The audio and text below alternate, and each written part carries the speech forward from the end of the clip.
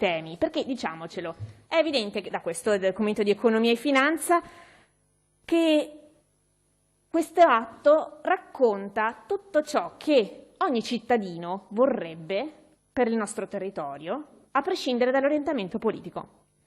Ma c'è un ma, purtroppo.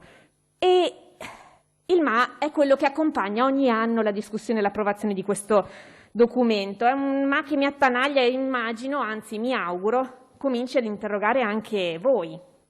Che senso ha inserire tutto, proclamare azioni di risanamento ambientale, sconvolgimenti e servizi per giovani e famiglie, novità stimolanti per aziende, se poi da anni questi buoni propositi si ripetono ma sono fermi al palo?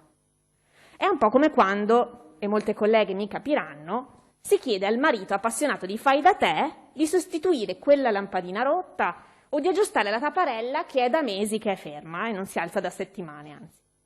L'attesa, alle volte, è così lunga che alcuni si sono pure inventati la professione del marito in affitto, un nuovo orizzonte comunicativo del tuttofare che ogni volta ci tocca chiamare per risolvere lentezze o vane promesse. Ma purtroppo qui non esiste una regione in affitto e non possiamo delegare agli altri azioni sul trasporto pubblico locale, la risposta all'emergenza ambientale che influisce nettamente sulla nostra vita e sulle nostre morti premature.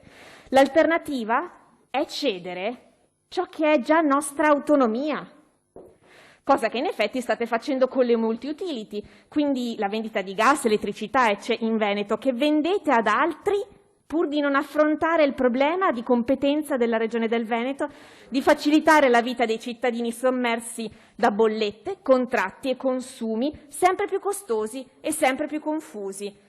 O come sulla questione Covid, dove la Regione pare delegare le scelte più difficili al governo, tanto non lo affrontate, né questo né l'altro, sul DEF.